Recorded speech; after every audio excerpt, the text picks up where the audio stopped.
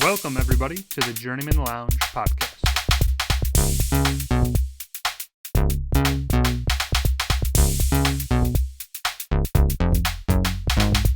You better be praying to God because, you're 14 and losses in a row. You're going to need Jesus. Am I wrong? I thought you were pretty wrong, yeah.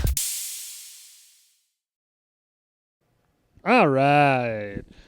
The Journeymen Lounge podcast has returned, and we are back in our much anticipated episode 136, part 2. I know everybody's clamoring for it. Part 2. Right after 4th of July. We're Let's giving it to you. go. And I will say right off the get-go, I'm Woj. This is Bobby. and Ryan. I'm Ryan. You can say Ryan. Hi, Ryan. Yeah. Hi, Ryan. I will say I kind of fucked up the timing of this. I did text the boys after the fact, after we recorded last Thursday, going, should have done Independence Day. 4th of July lined up perfectly. Well, glory's appropriate. But, No, I like it. I mean, the Randy Quaid film's obviously a good choice. I but, literally, from that one clip of Randy Quaid, I just was like, fuck. Screwed up, guys. It's okay. So I'm sorry, but we will do... We're not high on Will Smith. Don't worry. It's probably deep. All For yourself. all I'm saying is that we will do Independence Day at some point. We will do Will Smith movies more if we can deal with Bobby. I don't basically know. to spite Bobby. So, how about Good. that? I love it. Let All the right, hate so- flow through me. So what I chose Glory, 1989, directed by Edward Zwick. Stars Matthew Broderick, Denzel, among smattering of other Morgan Freeman. fantastic actors. I'll get to the cast when I feel like it. The guy from Princess Bride. Carrie Ellis. Yeah, I'll get to cast when I feel like it there. So Don't boss me. it's my movie. My segment. No, I was saying it's what yeah. you're doing us. I'm saying that's all. It's all good. So, in terms of Glory, it just want to get your guys' experience because this is 1989. This is before any of us, or you guys were just one. I was born 1989. Okay, depending on when and it came out. you were like 1 or 2, right, Bobby? Depends when it came out. I was 88. So obviously this is not something that you had seen as a child, and then also on top of it, I could see it not being in the zeitgeist of What's a child? How old are you talking? like any time you were a child. So I saw it in 7th grade. That's younger, but not a child. Okay. you'd be a young adult there, but Young adult. Elementary school is Yeah, where it preteen. ends. Yeah, kind of where it ends. But what I'm saying though is that like this is something that I had only seen because my dad was like, "Oh, I'm watching Glory." Like I'm watching Glory. Like not this is for the family because it's a fucking war movie. Right. But I mean, have you guys seen this? I know you said 7th I saw it in grade 7th grade. We saw it actually. It was at the end. It's like at the end of the year when they're just kind of winding it down, and it was like science, second period, I believe. And it was like you said, they're just showing movies to like waste time because like Burn off some clock. So she's like throwing Glory, and I'm like, oh, that was fantastic, great movie. I'm not gonna lie. I think I saw it in Yeah. And junior then high, I too. probably had seen it, obviously it's been on cable like AMC throughout the years. Yeah. Catch it, parts of Yeah. it then. Yeah. But the first time Yeah. definitely, yeah. First time definitely was in 7th grade in science class. Dude, I think honestly that might have been my exposure too. Is either that or right around middle school I saw it, and then it is on cable a lot when you had cable. So obviously edited down for the cable, but saw this in its entirety. Yeah. I think a few more times after that. So when I rewatched it recently, I was like, okay, I picked up on a few things. I haven't watched it full time in a while, like all the way through in a Right. while till now, but I have a couple times. Obviously, It was a good pick, Woj. Honestly, And, good pick. I love personally the Civil War. I think it's very interesting. It's a great. It's probably Okay. like my favorite war to study about when we were in school. That Sure. World War II was always the most interesting to me. It's like a country against itself, and Yep. just how crazy that would have been, and Abraham Lincoln and all that stuff. And so I always love anytime you get a movie or a TV show set around the time of the Civil War. That stuff it's very interesting to me. Sure. So I'll just go over the synopsis. This is set in the, I believe, 1863. 1863 to 65. I don't think Yeah. it's there's a couple things I'll mention kind of off the bat. There's one, it's supposed to follow the 54th Regiment, which is they allowed black men to Register with the Union Army. enlist in the Union Army.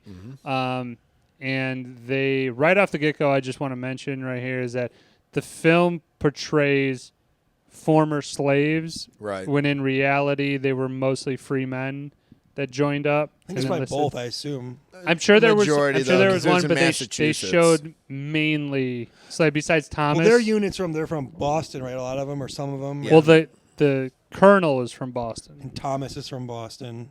Yeah, I'm saying, but Yeah. like, there's only a handful of free men in this, in which again they said that mostly it was free men in the 54th Regiment. But it follows them in going through, I would say, the perils of being a newly free men that were allowed to enlist, and that they were basically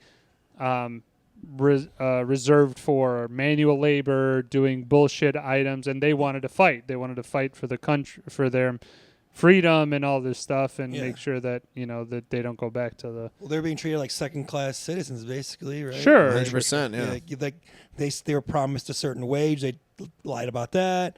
They said they were going to fight. They were doing Accommodations, they weren't manual getting labor. their uniforms They or their didn't They shoes. didn't respect. Well, not all of them. Matthew Broderick's character did, but they showed other colonels and people that didn't respect their Right. intelligence or ability to learn to fight, or even respect that they wanted to do it. Because if they lose, obviously the Confederacy is going to enslave all of them. I mean, I and think kill 'em. you they will see straight out kill them, right? I think you see throughout the movie that there's just a fresh. It's fresh that these men, like, were just again the race was And they- enslaved and still Yeah. is enslaved in some And parts, they, and they kind of show like through the 5 different black guys, like different versions of what could have been. Like Thomas is the northern guy, the free black guy who's educated, Yeah. volunteering because he's like a noble Higher thing. class and, society And you got type. Denzel, who's like a former slave, chip on his shoulder, doesn't trust white guy. It obviously makes sense why he wouldn't, and kind of like giving all the other guys shit and why they want to. Morgan Freeman, who's kind of He's like the reserved older black he's guy. seen it, He's yeah. seen it all, but he's like kind of more noble, and but he got kind of been in both worlds where he kind of understands the black side, but he also he's not as much as like a Denzel where he's more anti. And then the last guy from the South Carolina. He's like this marksman guy or whatever. He's Yeah, but kinda- like I'd say, like call it the lower intelligence out of those 5. And he's more of like the simpleton. but it's exactly simple. Yeah. Whereas That's Denzel is Jupiter. more I think this guy's name is Jupiter Sharks. Denzel is more like educated, but he does more robust in that Yeah. sense. Like he's very resourceful. Where this guy, probably not as. Yeah, and then you got like the different white soldiers. Like you got Matthew Broderick and Carrie Elways, who are more. They lived up north. They're from Boston. They're more liberal, more. But even though Matthew Broderick throughout the movie has to act a different way because he's like the superior officer, Yes, he's kind of they're- going against some of his own beliefs. At least it seems like to me, and some of the things like at times with like against specific scenes. But Yeah. like, I think it we kind of shows. like bite his tongue or bite his lip and go through with it. And, Well, I think it shows that he has a he has a a soft duty. spot because he is friends with this person. But again, in the army, you're supposed to be Yeah. matter of fact. I am a commander. You are a when he's the colonel, he's even more of a Yeah, higher enlisted right. soldier, But yeah. it ends up being this thing where you're like, hey, I'm up here, you're down here. It's not a racial thing. It's a hierarchy of the army. Right. Is that you can't just come and talk to the colonel or whatever his statue is. It's like you have to go through, request Well, a thing. it's not a racial and- thing with him, but with other officers, they show it is. They definitely look at them as like less of people. Sure. Like Sure. have them do manual labor or just give them meaningless tasks, burning down houses and such, but not Right. never going to actually use them in a fight. They show some of them don't even believe they should have the shoes or equipment they need, the uniforms, Right. etc. So, okay, I think we did, and then I just say it follows the 54th as they get trained, go into basically, again, manual labor for a while, and then they eventually are Yeah. part of the first group to charge Fort Wagner, I think, The is Confederate stronghold or the whatever. Confederate yeah. stronghold. It's Now, like also, as I said, doesn't really depict the regiment all that accurately in terms of the makeup of it. There wasn't a private trip. There wasn't a... No, I'm sure they're amalgamations of people or Right. whatever. So all these stories. I would also venture a guess that I'm not entirely sure. I wasn't able to read it per se, but I don't know if they were necessarily selected to be the first charging. I don't know if that just made for good Hollywood to say, yes, the 54th Regiment, we need you to be the first group charging in we want you as on the front lines. Yeah. Now, also, kind of throwing this out there, being on the front line sucks dick because you are just walking into a bandsaw. But we'll get to that in a little bit. So it's not really like a honor, right? To be the first one charging in. You're kind of like sacrificial lamb. It is for them, but they want to be part of it. Yeah. They want to be part of it, but at the same time, it's kind of like you're part of this. Yeah, it is for them because they're thinking we're not even gonna get the chance to show what we can do. Mm-hmm. But if you take a step back and you look at it from a different perspective, like obviously, they're just like bait, or whatever, like chum or whatever. Like they're gonna just get ran through. They have an impossible task going up this hill at the end, and they're trying to basically just like clear the way for other soldiers to then could hopefully come through and finish it off if even possible. We'll talk about it. I want to just talk about really quick Go ahead. This is a huge movie for Denzel. Won best supporting actor, his first Oscar. Yeah. I think. This won him an Oscar. Yeah, Okay. put him on the map in a significant way. Where I think he obviously already was somewhat with a couple roles, but this was like, oh shit, like this guy's gonna be a dude now, like, which this leads to like a few years later Malcolm X, and then he's from that point he's Training Day. Denzel. Yeah, it's gone. Like. So I just think that seeing Denzel is really cool. Seeing a young Denzel, and like, I think you guys would agree that every time he's on screen, he's just blowing everyone out of the water. His charisma and his acting. He doesn't even have to say anything. He can just look at Matthew Broderick. They have a couple like moments when he's getting whipped or he's on the table getting treated. Where just like he's just doing so much acting with his face. Like this guy is just like it's kind of like watching like a young like Michael Jordan or something. You're like, this guy's gonna be fucking good, man. Like this dude is gonna 100%. be a dude. Like I think you also have to take into context that it's the juicy role. Oh, of the absolutely. movie. I was going to say that. He is This given the a lot most to do. work with. Yes. I would also argue that Morgan Freeman He's great. is just as commanding of a screen stealing like kind of Presence. Yes, good word for it. Yeah. Because I think there is that part where it's like you can't really take your eyes off Denzel, honestly, because Matthew Broderick is kind of shitty in this. But we'll get to that in a second. So, let's kind of run through because scenes always takes the longest time here. Sure. I will just give you a little bit of the breakdown of the cast just so you guys know who the fuck we're talking about.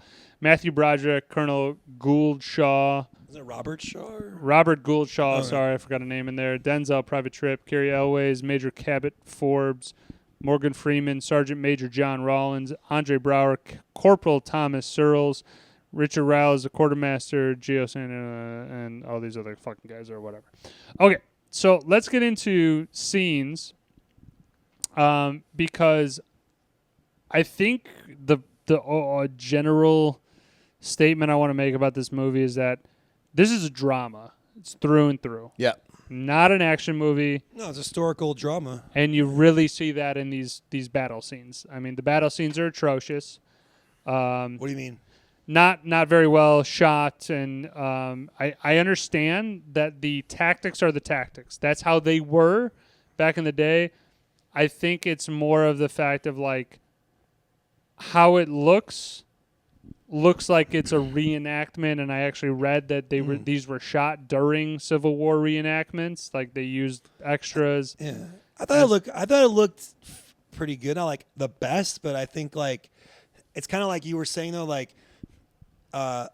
It's not like the taking of Helm's Deep. I'm just saying like the fighting of the Civil War and Revolutionary War, is ridiculous the way they did it. So it's kind of hard to make that look. What the fuck are you talking about Helm's Deep for? Cool. No, no. To your point, it's like, oh, the action scenes aren't that great. It's like, what was your expectation? I guess, what's your level here? I think like to realistically show them, which they did, they're not gonna be as glamorous as like Saving Private Ryan or something, right. Or like a Vietnam movie even, or like where it's like they're like just lined up straight ahead. Everybody walk forward and shoot, and just basically until we're gonna run and charge each other with bayonets. And that's the once that shit happens with the bayonet shit happens. That shit's cool when they're on like the scrum. And even though the last part at the end when they're going up the hill, that shit looks kind of. I mean, I thought it looked like the smoke and everything in the nighttime. For what I guess what I'm saying, I understand what you're gonna say, Buffalo Springfield there.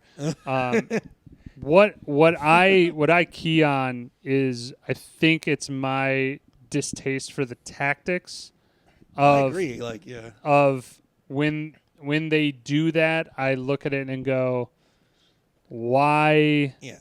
It even in 1800s, like you can't believe that this is That's would the way be. they fought. I understand Yeah. that, but like you can't believe that this would be a positive outcome, a net positive result of this. But either way, I again, I'm not shitting on it. I'm just saying is that like when you read that it's like it took place during a Civil War reenactment.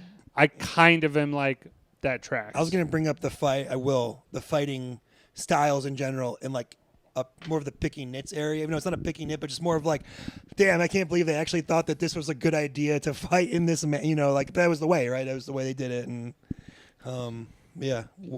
Go ahead. So let's go on through because the first battle is, I believe, it's supposed to be the Battle of Antietam. Antietam, yeah, with Robert. Right, and then so Robert Gould Shaw is like basically like wounded, and then ends up face down in the dirt until the battle is over.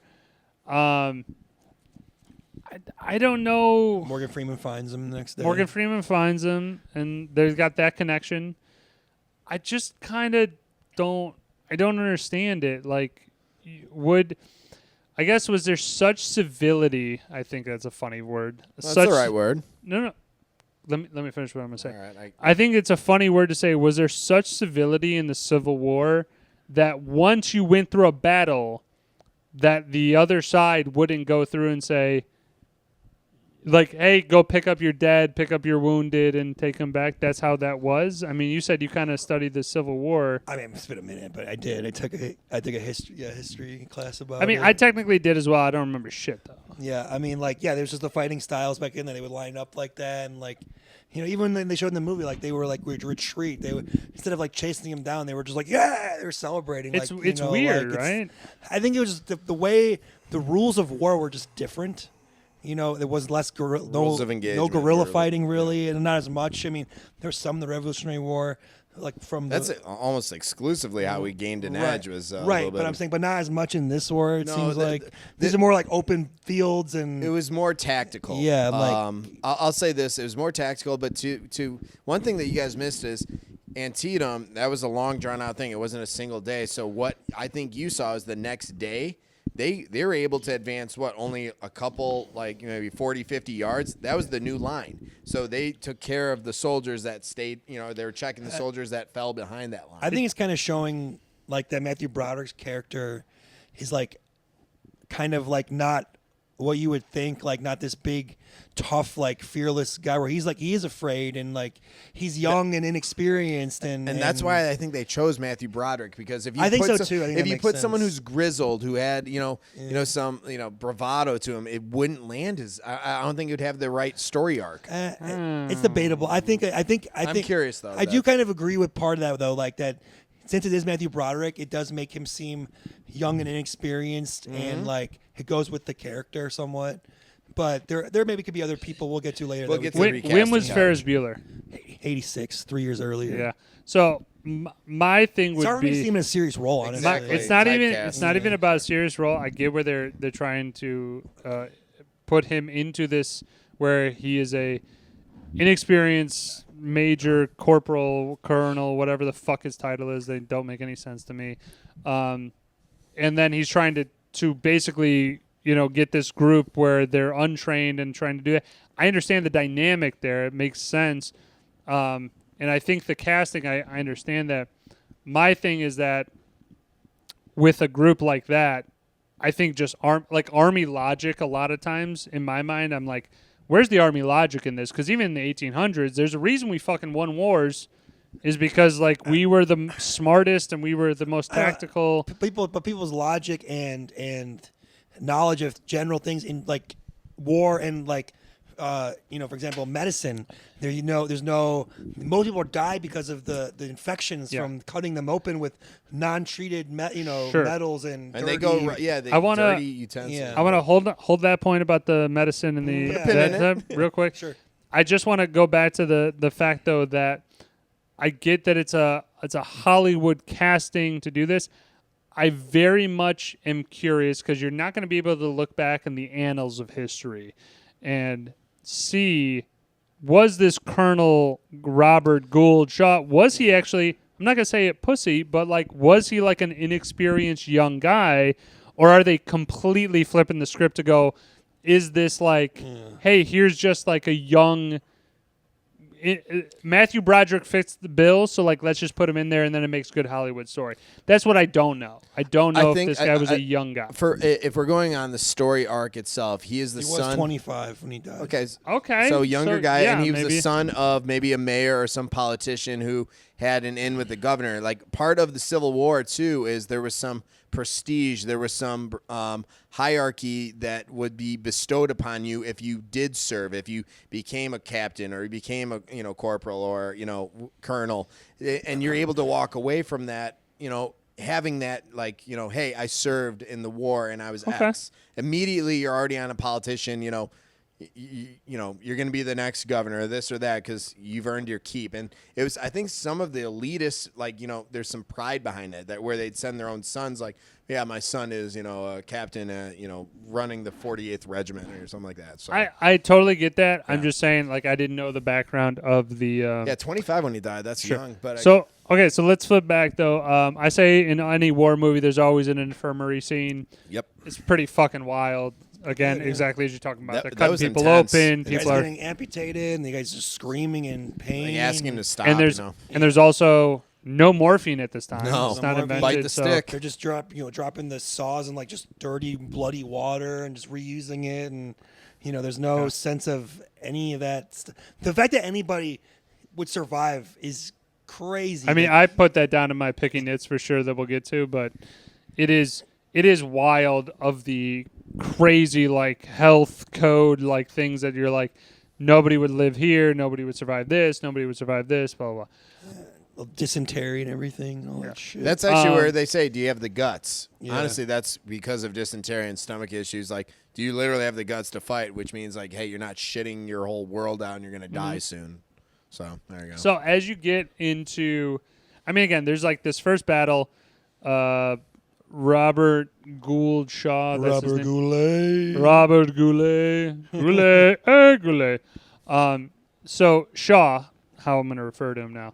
I like Shaw. That's fine. So, he comes back a hero. I put MB in my notes for Matthew Broderick. So he comes back a hero, though, and he becomes hey, you're going to be fitted with the first black... Right. They're we're going to have all these new... I think it was after the Emancipation Proclamation, wasn't it? Yes. He said Lincoln's going to free the slaves, and now he's allowing black men, slaves enlist. or no slaves, Well, whatever, to enlist in the Union Army. Yep. To take up arms against the Confederacy. And that the Matthew Broderick gets invited to...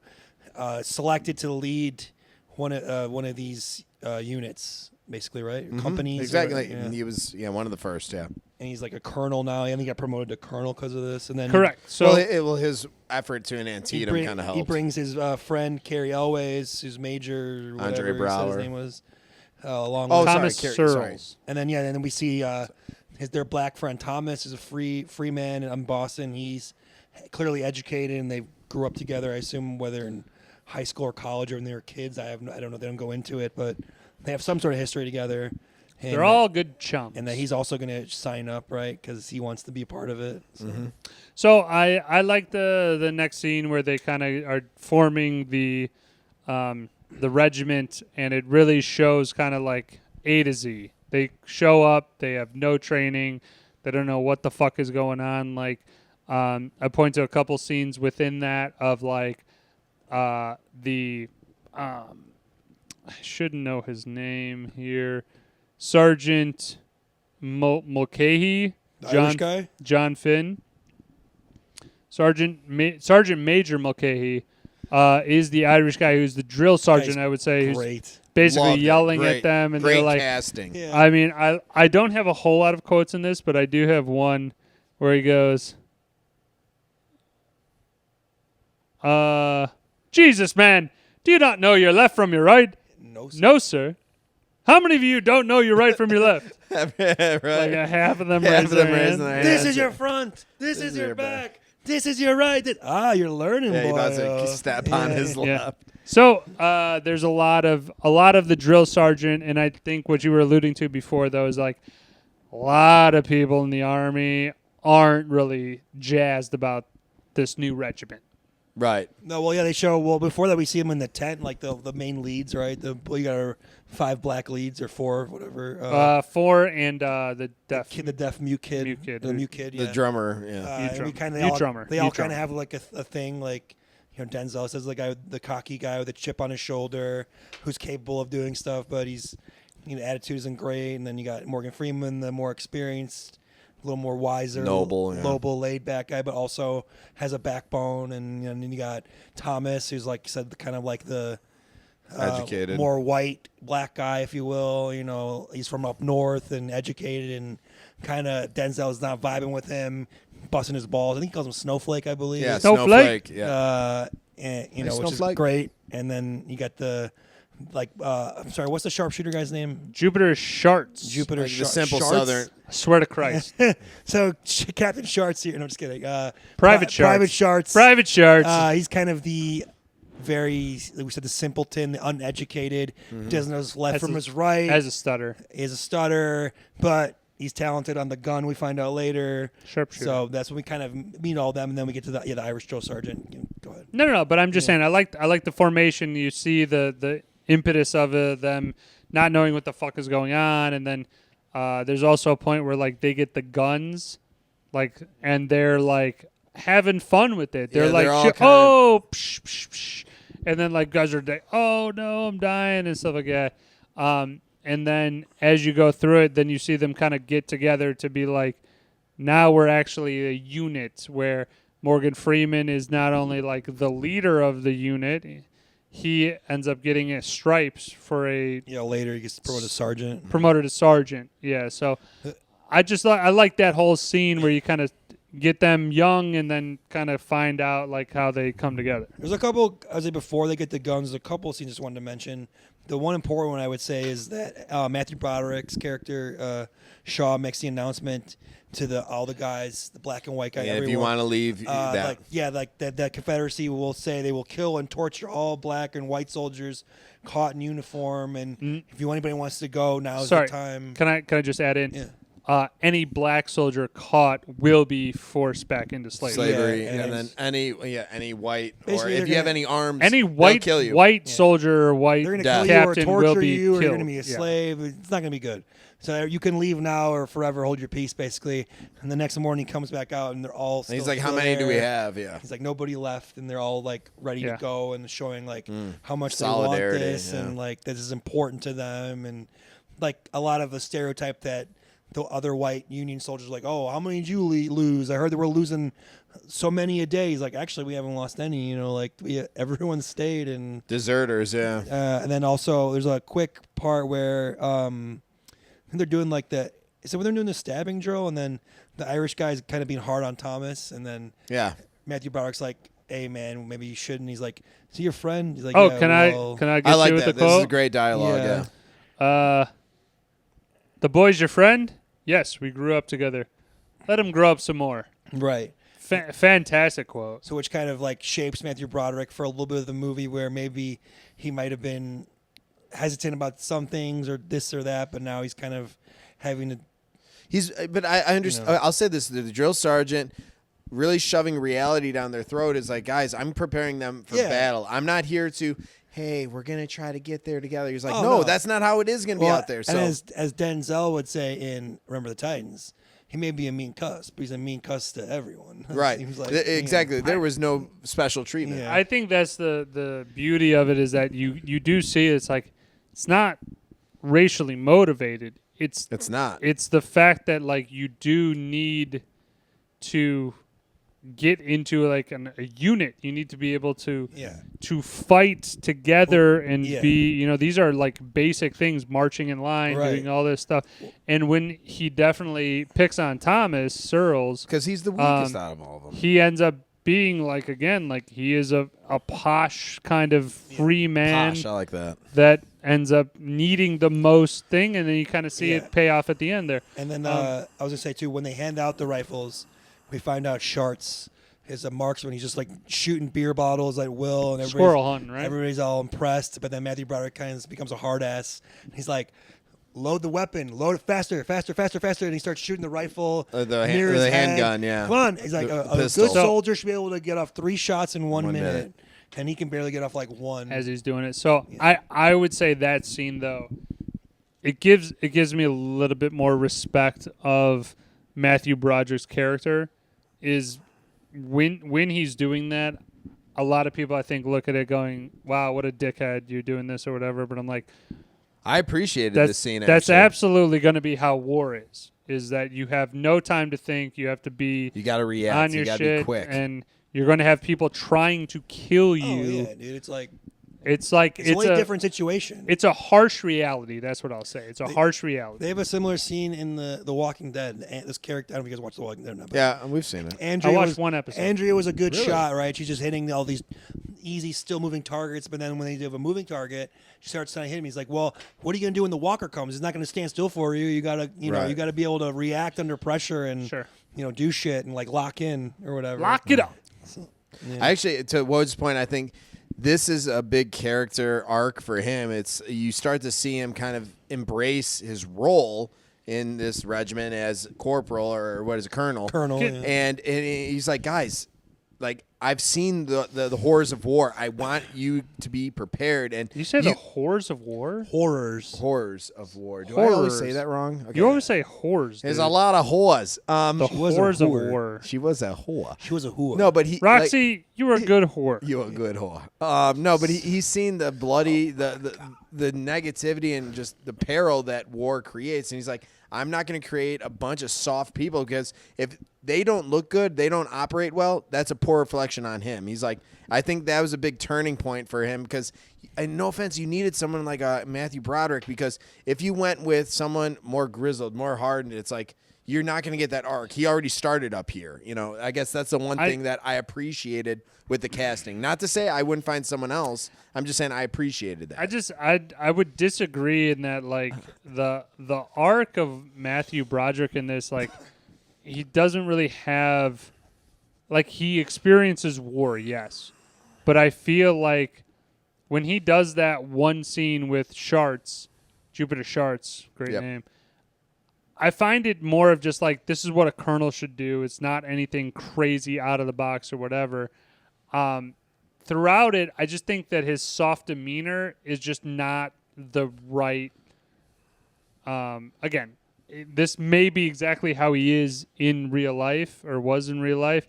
I just think that regiment would have needed a more hard ass, like, I don't care what skin color you are. I don't care who you are. You are a member of the army, of the Union Army. This is how we need to do it because of X, Y, and Z, and this is how you're going to survive. This is what I'm here to teach you to do.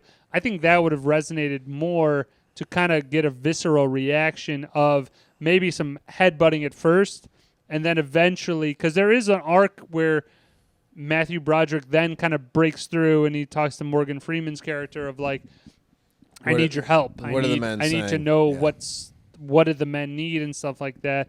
I think it would have kind of created a better resolution if he was more of a hard ass in the beginning. And again, he's a hard ass from like a what's the protocol word? Point of view? Yes. Like he's very much like a this is by the book. You need, if you're going to talk to me, you request a time off and blah blah blah. Chain of command. Yeah. I think he could have been a hard ass more for the Hollywood side of it, and then I think it would have been a better resolution at the end.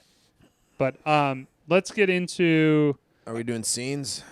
We've been doing scenes, Bobby, for like the last 20 minutes. Coinciding with that is when Denzel's character deserts. Yep, that's what I was going to get into next. Okay, perfect. He deserts the the base or the regiment to either get new shoes or some good food. So just better, accommodations. Can I just jump in, man? Like Denzel's character is such an asshole. He's trying to get Jupiter Sharts to to go for it. No, he's trying to get it to just go for it, I think, because he's like, just down the road, like, there's some fresh pie. His character doesn't care about like the being doing it for the army or doing it for the union. He's just doing it because like he wants to kill some white guys and get some money, and better than being a slave. You know what I mean? Right. Like kind of thing. And like This is all he why, has, Why right? not go get some fucking food? They ain't feeding us shit. They are feeding us literal shit. Yeah. You know, why not get some shoes? Look at my feet; they're all bloody and shit. Well, Like, yeah, we'll talk about that Denzel thing. I really quick before you guys that Denzel scene, I think there was a nice moment when Carrie Elwes questions Matthew Broderick's character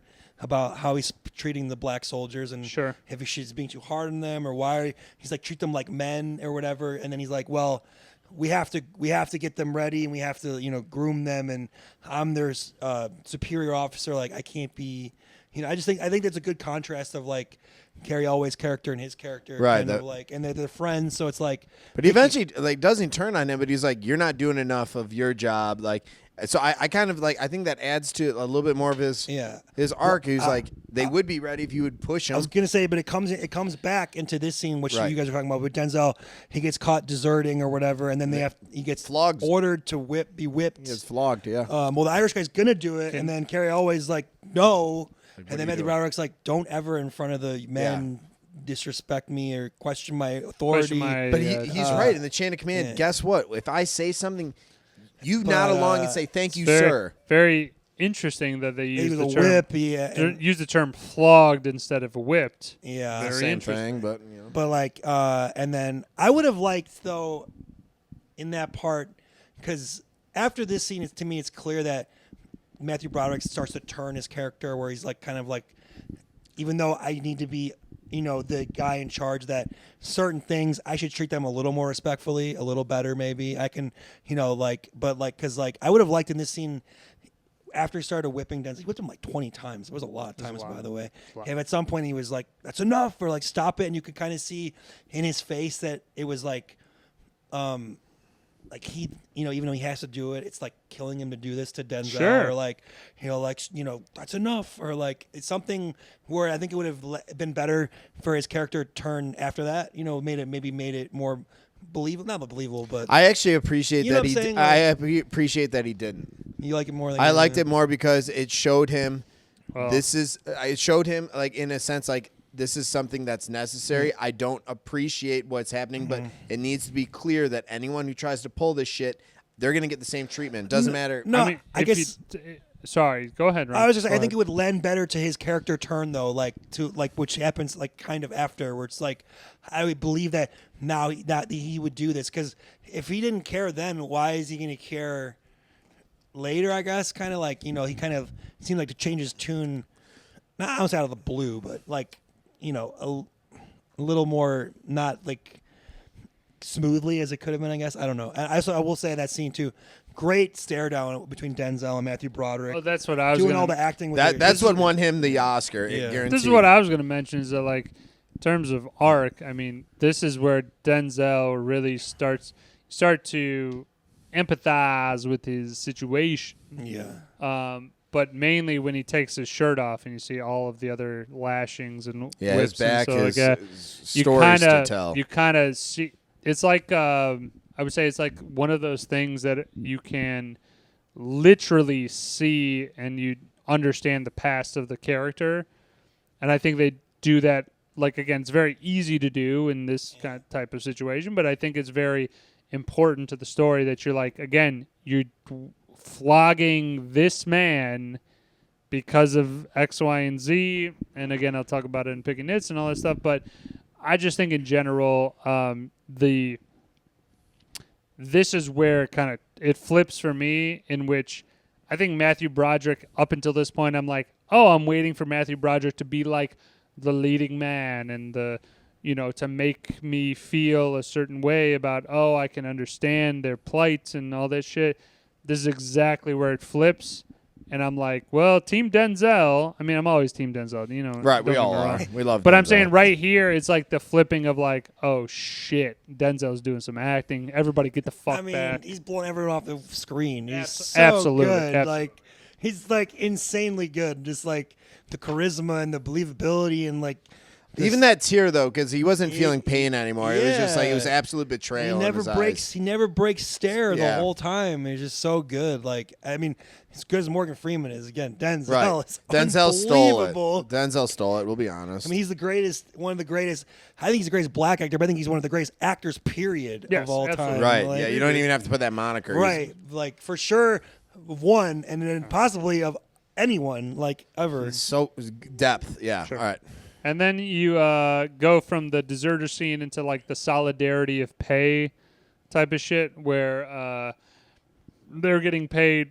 And again, how he recognizes this shit, maybe not recognizes the wrong word, but like how Matthew Broderick tells them about news is fucking wild. He's just like reading a thing going, as of today, all black soldiers will receive $10 to the white soldiers' 13, $13 pay. And then it's kind of like not an uprising, I think that's a wrong term, but like it's just a solidarity of. Well, I was just before Go that. ahead. Sorry. Before you kind of skipped over, we talked about it in this order that he talks to Morgan Freeman and is like he didn't desert because he was deserting. He needed to get shoes, and then we see Denzel's feet and they're all fucked up and bloody, and that's when he has the like the dinner with Richard Reel. Is that his name? You said Rich Real, and baby. the other Union soldiers are like, oh, how about your black soldiers? They're really, basically like they're worthless, right? Like, what? Why are we? He's like, no. He's like, we're tested. Go for it.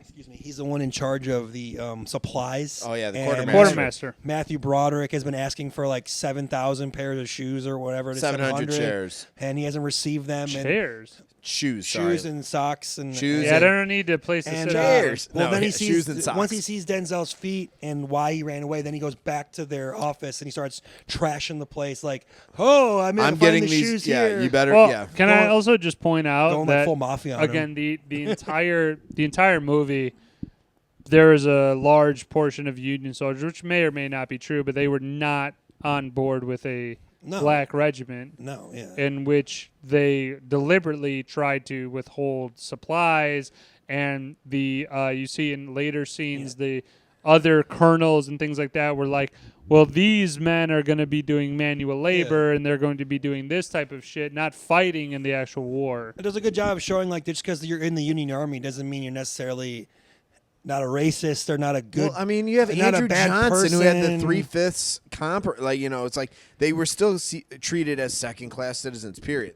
There's no other way around it. Like, oh, you're part of the North. And They still hate and- you. They and don't want you to be Not slaves. to get into but like a full Civil War thing lesson or whatever, but like, slavery wasn't the main reason No, it wasn't. for the war. It wasn't. States' rights was a big, it was states' big rights thing, and and other economical lawmaking issues. Yeah, things you're and- taking. See, you fucking remember Yeah. some Oh, I shit did there. take a college class, but it's Oh, Oh, Mr. College. Mr. College. Yeah. Oh. I like history. It's Mr. good. Folgers. Mr. Folgers. But yeah, anyway, then you got the thing you were talking about, Yeah. the wages thing they announced that's going to be, you were promised $13, the same as a white soldier, but now you will be getting $10. And a bunch of the guys are like starting to get Basically equated it get- to slavery, and then everybody rips up their shit. But before that, they're going to take it. And Denzel's like kind of No. stirring the Like- pot. Like, what the hell are you guys doing, man? We're worth the same as them. In fact, we're cheaper according to them. They don't even give a shit about us. Yeah, we're on budget. Yeah. Rip that shit up. And then they kind of get them going. And you think like, oh, is Matthew Broderick gonna he shoots the gun in there? Like, is he gonna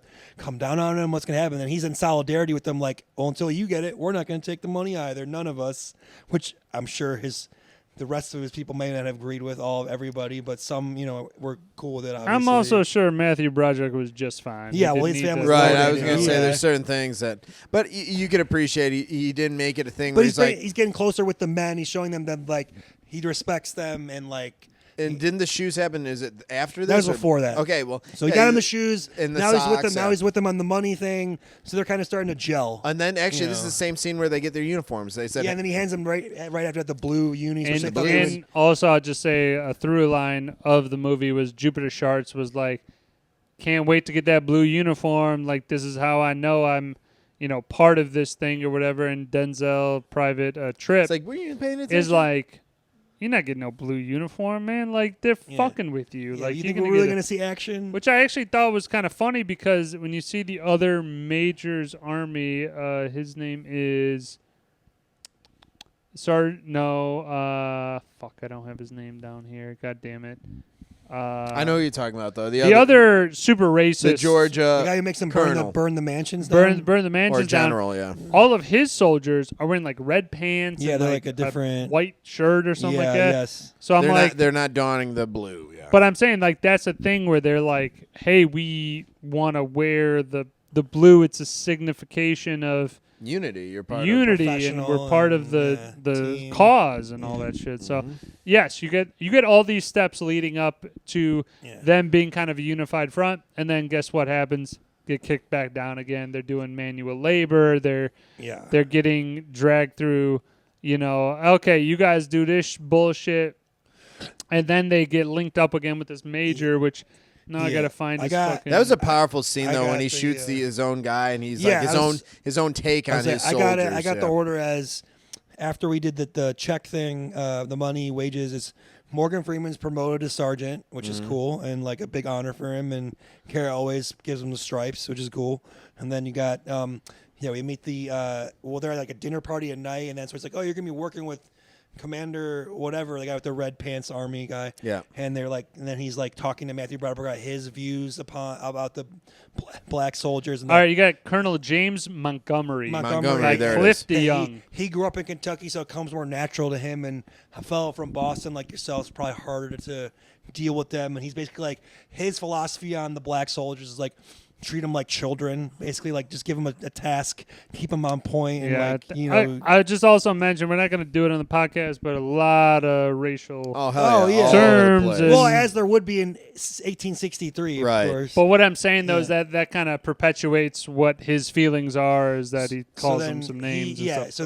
His version of having them get action in the war, because it's just pillaging. It's just pillaging and destroying the town, burning down the mansions. The one black soldier gets out of hand. He starts smacking a couple white women, and then the guy shoots him dead. And he's like, why did that Confederate woman have to do that? He didn't have to die if she didn't provoke him. But it's like it's a class system fucked still up in his head, thing that like he's blaming this woman whose house is being burned by you and these people, robbed, and then gives you justification to then shoot the said same guy. It's kind of just a fucked up oxymoron, like thing. And then like he orders Matthew Broderick to order his troops to do so, and Matthew Broderick refuses initially, and he's like, I refuse. I'm not going to. He's like, well, I'm your commanding officer. He's like, yeah, but you're giving an unlawful order, which means I don't have to follow. He's like, well, until your court-martial, I will take control of your unit then, and they'll have to do what I say regardless. So he's like, all right, well, set torches to the buildings, and they don't want to do it. Begrudgingly do it, right. And like even they have kind of a little thing between the two black army units where he's like, oh, you think you're better than us because you don't want to do this? Like you're the same, or like kind of like where they're like, you think you're more noble because you're not doing this, even though they kind of are, But yeah, and I mean after that they what's his name? Gould? Shaw? Just say Shaw. We got it. So Shaw then basically is using this as fodder to say, hey, I know what you're doing, because he goes to Bob Gunton, who's like the major or something like that, higher up. Whatever, the general, or I don't know. And he's reprioritizing resources. He's General Charles Garrison Harker. Yeah, he's been stealing a pattern of doing all the mansions and the plantations and seeing all the cotton and sending it to, if it was like some other company, his own private organization to profit off of it, and then also taking like heirlooms personal and gains and things from houses and sending them back and selling them, and basically like doing it for his own gains and not because it's so good he's for blackmailing the the guy to say Montgomery. We want put us on the front lines. We want to be in the my mix. men deserve a chance to fight or whatever, to ante up essentially. I'm going to use that. There was a quick scene before that, Denzel talking shit to the white Union soldiers, basically like saying like, hey, let us fight. If you let us fight, we'd be winning right now. And they're going to get into it. And Morgan Freeman has to break it up, and he has the stripes, but the white soldier doesn't respect his stripes. No, not at all. He's like, get back. He's like, oh, stripes on it, He said boy, yeah. He's like, he said Carrie always, Carrie always is going to like get the guy in trouble, and then Morgan Freeman's like, no, it's okay. Like he was Just a fight. He was going to bring him up on charges. right. Yeah. So no big deal. and then we see that guy later on when they go to march, and he's like, On Fort like, Wagner. go yeah. for it. He's like turned his cheek. He's Yeah, kind of like changed. he's turned his tune. way, yeah. Because he saw them perform in the other battle, Yeah. and they were remarkable. They were able to get into formation. Skirmishes were great, and they're able to deal with the scenarios in front of them and react So accordingly. then I have after Bob Gunn thing. We get the first battle or the first. I'm sorry, not battle, but I think it's a battle. It's a confrontation in the woods or whatever. yeah, that's a battle. Yeah. Not like a big battle, but it's a battle. Still, yeah. It wasn't like thousands and thousands and a bunch of artillery, but it's still a battle. Yeah. I would say the face off with Tripp and Rollins. That's kind of Who's Rollins again? Sorry. Morgan Freeman. Oh, okay, yeah. So there is that again. That Like now dialogue was they're incredible. chipping at each Where he other. smacks him or whatever. Yeah, in Yeah, he Tripp. slaps So him, yeah. Denzel is always got a problem with Rollins for whatever Well, reason. he's always giving Thomas shit too. Yeah, but like Thomas's snowflake thing is kind of like very apparent, and it's like, Right, this is I why we mean- don't like you. Rollins' thing is a little weird because that Rollins is so old that he definitely was a slave at some point. But Well, Denzel thinks they're both like Uncle Tom's probably or whatever. sure, but I mean, like at one point, Right, essentially. That's fair, yeah. I mean, just in terms of the quotes, he goes, Denzel's like, "Is you an old man or an old woman?" Yeah. Like, so it kind of knows, like, hey, I'm fucking with you right here. But when it comes to the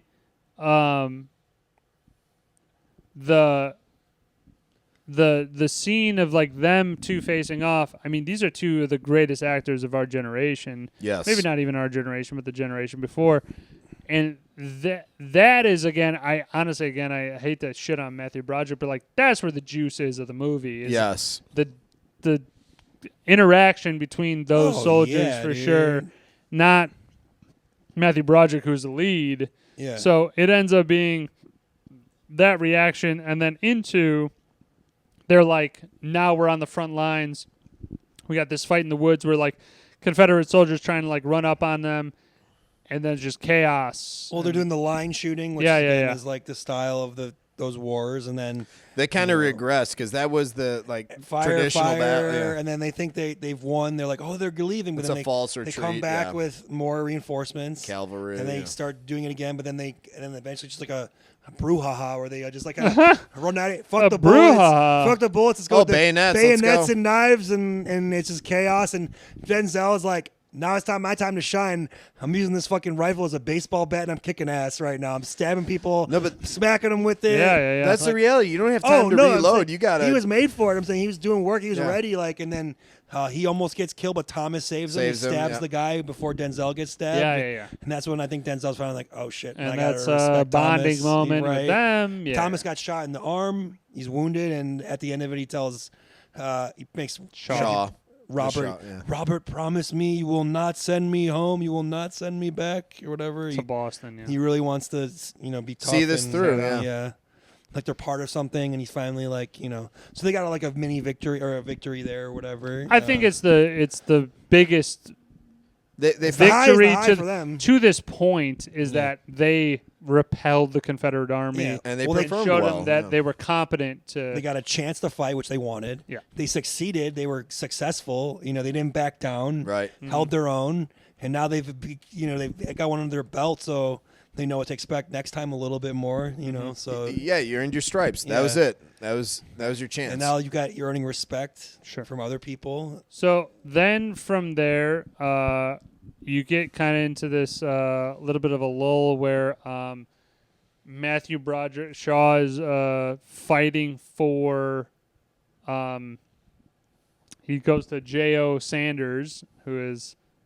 Well, I got one thing before that. Okay, go ahead. Matthew Broderick and Denzel have like a one-on-one talk by the lake, Right. by the river, okay. about the Yeah. war. I love that though. He's like, hey, if we lose, then He says Morgan Freeman. I believe he's nominated you to wear our colors in the battle. And Carry we our- would like you to carry. And he's like, well, I don't want to do that. He's like, why? And he's like, I don't want to say. He's like, speak freely. He's like, well, I'm not fighting this war for you, And like, who's gonna win at the end of this? We're not gonna win. You're Yeah, not gonna right, win. right. Like, he's like, you're gonna go back home. what am I going to do? Like, it's kind of an interesting. I like Matthews. He's like, well, we both lose if we don't win. Yeah, right.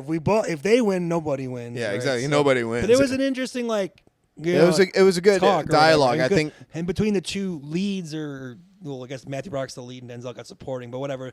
Two of the main people, it was nice for them to have a scene where they finally, talked or whatever. I thought that was good. Yeah, agreed. So I would say then The J.O. Sanders thing is next, I guess.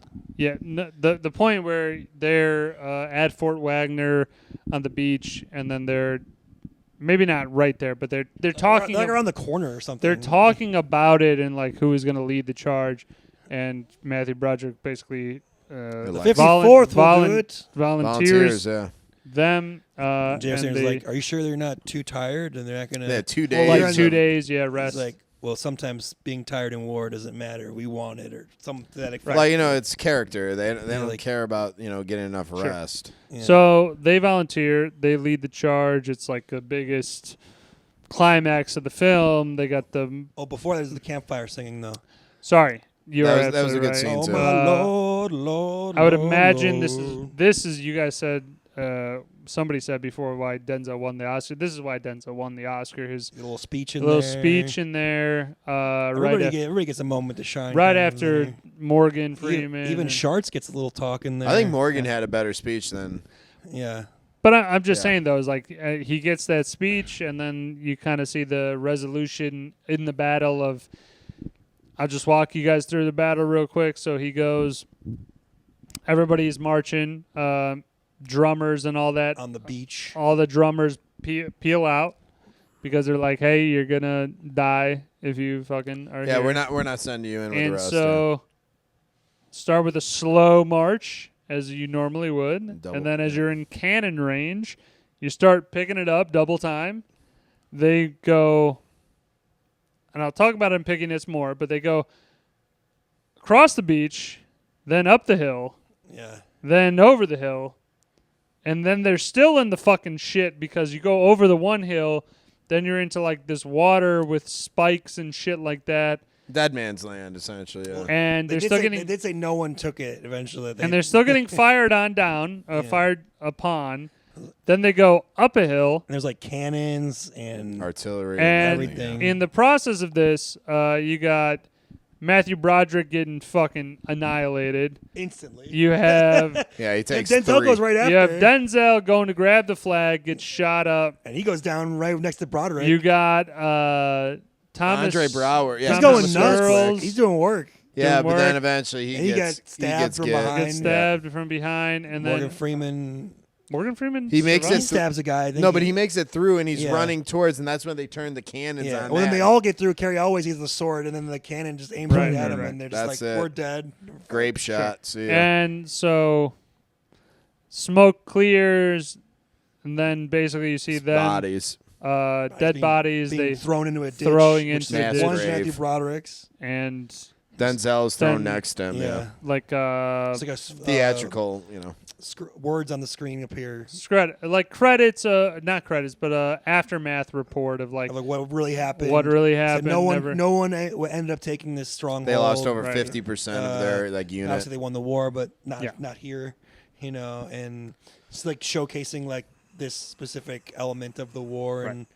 People don't realize if the supply lines for the South weren't compromised and destroyed by the North, there's a good chance the South wins this. And the only strategy the North had was, we're going to just keep throwing numbers at you.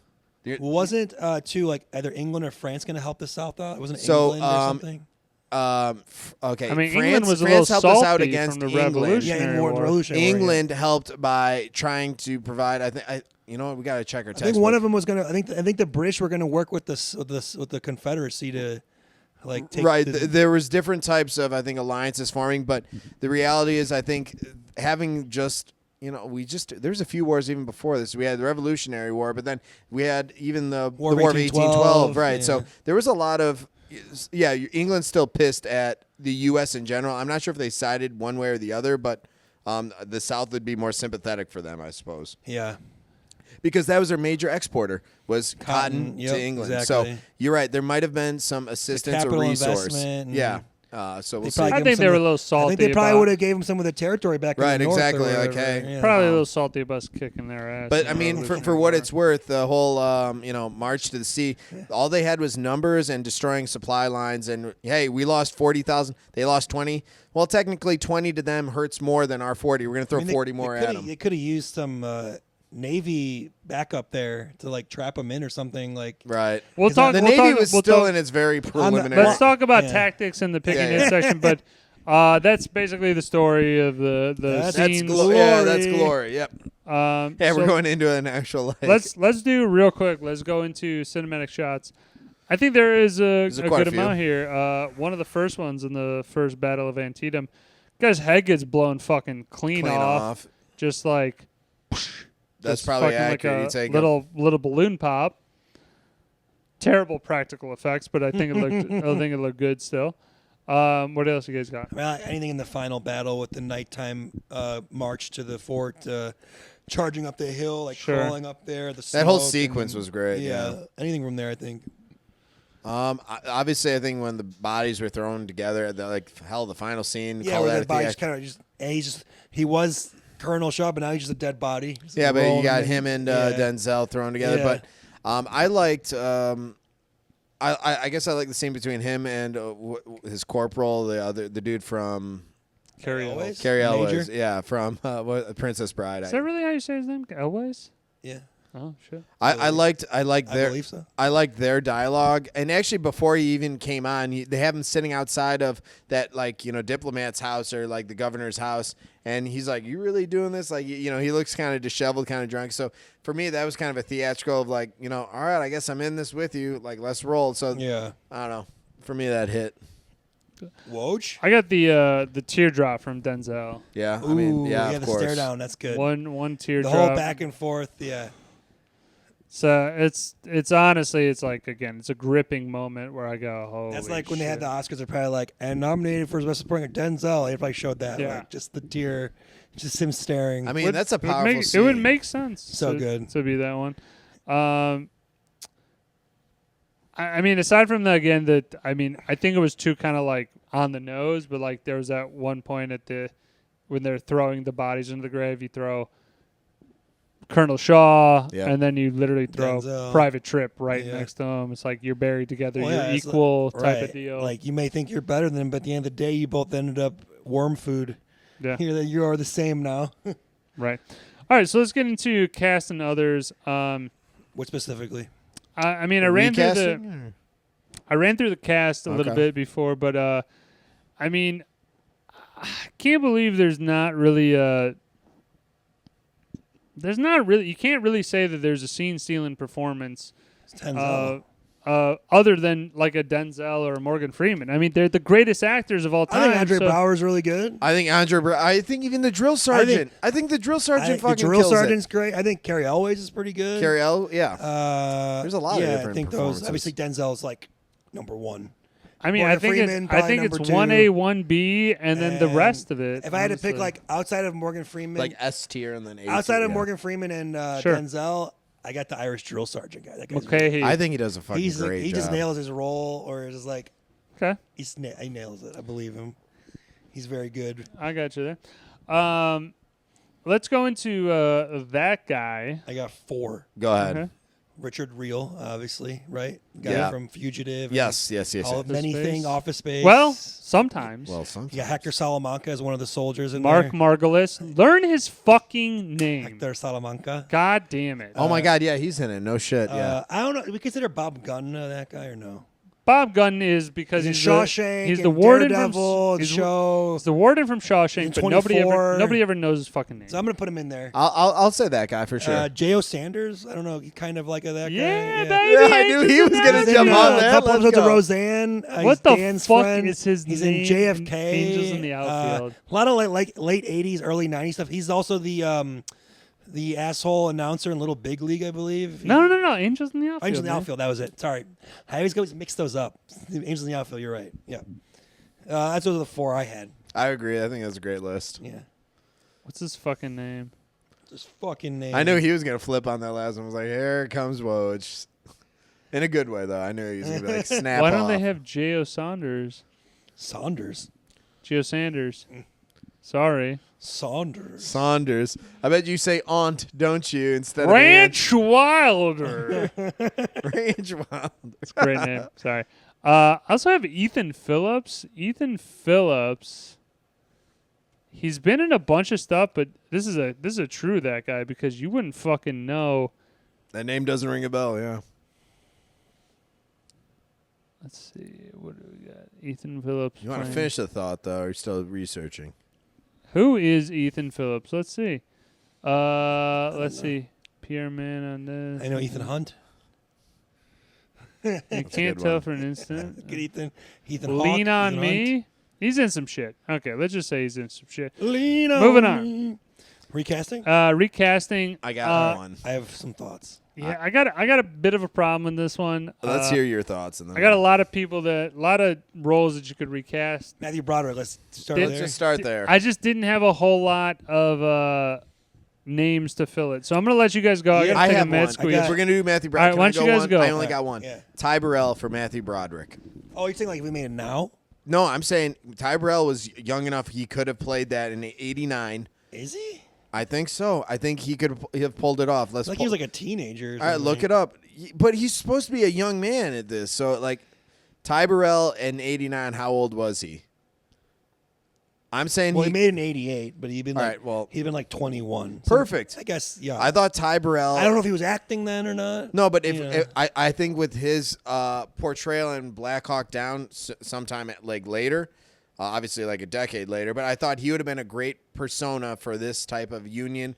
For the record, he didn't start acting in anything of note till about 2000. Okay, I'm just saying, throw Yeah. Ty Burrell in the mix if he had Okay. a chance. I'm gonna go with more people that were at the time. Okay, that's more fine. Of probably. So I think the obvious one, Tom Cruise, man. Tom Cruise. Too young. No, he's not too young. What are you talking 89? about? I don't Tom know. Cruise. He's like 30. In '89, is he Yeah. 30? I don't think so. Tom Cruise is born like, or he's like 20. Oh yeah, you're right. Okay. Dude, he's like, he's just. Okay. He just. What did about it. Charlie Sheen? then? Could have done it, yeah. Okay, 62, so he would have been 27 or something. What do you think Tom Cruise? Tom Cruise fitting in? could have easily done this movie as Matthew Broderick's character. 100%. He did Born on the 4th of July the same year. Okay.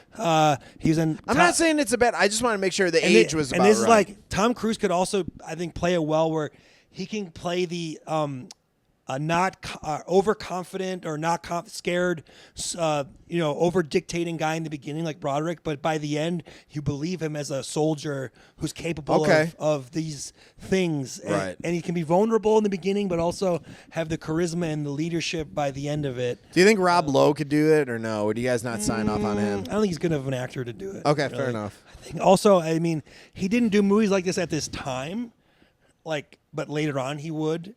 Tom Mm-hmm. Hanks, again at this time wasn't really doing it, but Sure. we know he has it in him, where he could have probably. He's also again, if you're playing with the soldier who's kind of like A young guy. and yeah. inexperienced. It works You know who there. I would have flipped in at any role, and I think he would have done a good job. I guess obviously younger is Kurt Russell. Kurt I Russell always could. throw in Kurt Russell. Kurt Russell's Russell could have great. been. I mean, for the Even as mustache. even for Montgomery, if you wanted to make Kurt For the Russell. mustache alone. I think last one I have for the Matthew Broderick, I did a good one this time. I think Kiefer Sutherland could do it. I don't know if he's like the best Kiefer, choice. but I'd I make think him a Southern. What he does it. He does what great. year is Stand By Me? 86. Yeah. So I would he agree would have with been that. old enough, Yeah. and then 3 years later, he does A Few Good Men, where he's a army Yeah, yeah. guy. So I would like, agree. He could definitely. I think it'd be more of a I think he's better when he's like more of. If he'd be more of like the. I can see him as a young Andrew racist Union Jackson, captain, yeah, or like one of those guys. Uh-huh.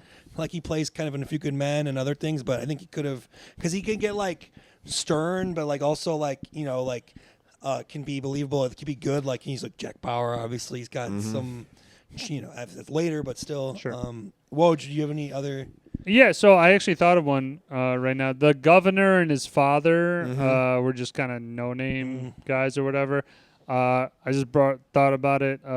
Jack Nicholson, throw him some wigs, some makeup. I think could have easily done that. A lot of older guys, I'm a little drawing a blank. I'm drawing a blank on. I don't know too many others. any of the black soldiers. Think about literally any major Ben black Stiller's actor dead. I'm kidding. That'd be great. through the Oh, Jerry he's- Stiller. No, I'm talking as about one the- of the older guys. I'm talking that'd be about the great, regiment yeah. guys. Sorry, the regiments. Sure. For a younger guy on the younger side, could have played Jupiter Sharps, Don Cheadle. I think would have been great. Yeah, you could pull that. But again, I mean, just any other But I know black. Bobby's gonna shit Will his Smith. pants. Will Smith, yeah, dude. Will Smith. In '89, how old was he though? I mean, he just started doing Fresh Prince, so he's probably like 25 or 20 3 or 4. He was not 25 in '89. Yeah, he was. How the fuck do you How know? old do you think people are? You fucking He's know his younger age? than- no, Do you I'm know just- his birthday? I think Do you know he'd his be birthday? closer to like 17. Do you at know his that. birthday? He would have been when they filmed this. When they filmed this movie, he'd been 20. Damn. He All right, would that have would've worked. worked. You're right. 1868. Yeah, But I'm just saying, all right. insert any major He could black have been actor. Sharks. Yeah, you're right. You're I right. Okay. really think there's so many different actors that like now have rose to prominence that like you could easily inserted them. I had in there. That's a good point. I had like a kind of a recasting if they like remade the film, like kind of like today. Sure. Okay. So in the Denzel role, a trip, you could have like either like Daniel Kaluuya, he does like Get Out, he's like the main guy, or Michael B's obvious. Michael B. Jordan, I think, could do it. Sure. I think in the Morgan Freeman role, you just put Denzel in there, have him be the older Yeah, black he's guy. the- I he's think the he new- could do it. The Andre Brower part, I had Sterling K. Brown. Okay, I like I that. think that'd be good. Yeah. For the Matthew Broderick character, I had Miles Teller. I think he's kind of like Dude, you love Miles Teller though. I don't know. you do. I like him, but like again, it's like the character is vulnerable, kind of like trying to act like he's stronger. More, I'd have a harder time with that one. More better than he might be, but he can Sure. like, I think he for this role. I think he carries too much of a big shadow. He's he's not some like quaint little like Yankee dandy. He's not like 160 pounds soaking wet. And that's kind of, I think, the idea that they want to portray as this, like, hey, here's me who's 21 or 22, trying to be a corporal or general or colonel to these guys that are much older than me. They're much more able-bodied than I me. disagree. I think Okay. he'd be good. I think like he could do like kind of did like an Only the Brave or whatever, where he's kind of like the guy that no one expects to do anything, but he turns out he's capable of more. But this is going to be a little different, obviously. But I think he could do it. You know what I also throw out there? Fucking Walton Goggins is Ooh, one of the. Love it. He would have to be the Irish guy. Love it. The I guy- think he's a little. I would say like a young. They could do an arc of a young Union soldier that's like not loving it. Go ahead. if he didn't do the Irish drill sergeant, Walton Goggins, or if we should rewrite it for him to be a Southern drill sergeant instead. If we kept it for the Irish guy, I think David Harbour would be great. Yeah, also. yeah. Harbour That's would the do guy it, who yeah. give him shit. Is like, come on, soldier, your left from your right, and all that. I mean, if you're gonna Yeah. go with a accent at all, I mean, give me Sean Connery, 89. That'd Yeah. be fucking glorious there. I mean, Bill Burr as Glorious. like maybe a fellow officer would be fun. yeah. Bill Burr in 89 is so young though, man. Well, he's No, like, I'm if saying- we did I'm saying today. yeah. Oh, I'm sorry. I'm saying sorry. if it was made modern, like I having gotcha. at one of those dinners Yeah. where he's donned up, nice suit. All right. Let's finish up. let's Are we put it- good on recasting? Okay, let's go to quotes. You guys did the same thing. There. I don't have quotes. Quotes. I got just one more. He's like, "Oh, you free? Well, why don't you move your free black ass out of my space?" That's when they're like kind of meeting in the tent. Yeah, there. and that was with Andrew He He had Flowers' had like a character. funny line where he's like, "I ran for president, I lost." I forget Yeah. what he exactly says. But That- I mean, I also have a quote. I don't have the exact lines, but the Denzel speech in the Lord, whatever the fuck Yeah. the my that is. Lord, Morgan Lord, Freeman's Lord. speech I thought was even done better. It's like, hey, if we're gonna, cash in our chips tomorrow, we're gonna die as men. Yeah. Hopefully, Lord will take care of Sure. us. So that whole thing. Let's move on to soundtrack. So, What a fantastic score from James Horton. it's just all marches. Dude, but I feel like it elevates this movie. The score, the da-na-na, da-na-na-na, like it's so good. Like I don't know, like it's kind of like Is it Horton or Horner? Horner. Sorry, I did say Horton. I meant Okay. Horner. James Horner. Like it's kind of like how the score I think elevates like Rudy. Where just like, Yeah. oh my god, like this movie sounds epic, like the Jerry Goldsmith score in that movie. But for this movie, James Horner, just a great job. I think my favorite part, aside from the music side of it, is the just simply the titles of these tracks, like, or, you know, a score is like a call to arms after Antietam, Lonely Christmas, fighting for the regiment or forming the regiment, the whipping, Year of the Jubilee, preparations for battle. It's so. This is what it is, so I don't have to fucking look and go like, okay, what was the name of that piece or whatever like that. So it's very straightforward. I would say the oh my lord, like hymn type of thing in the camp, I think is very like emotional. Like you kind of like start to feel like, oh, these guys are believing. I think Brower has a good story arc too. You know, there's a lot of different. Sorry, random thought. ADHD. My bad. Yeah, we're talking about soundtrack there. But I know. Sorry, I'm doubling back. Like we didn't really give enough. I think time to Brower's story arc. Sorry. We can always go back. We can always go back at some point, but not now. So spin-off prequel sequels. I literally just left it very general. You can do literally any period before and after, period piece, insert, another story, another general, another regiment. It's very easy with war movies. Could have done like a Denzel prequel of any of the characters. Again, you can go specific to the character, or you can go completely different path. Maybe when he was a slave or whatever before he escaped and joined the military. Sure.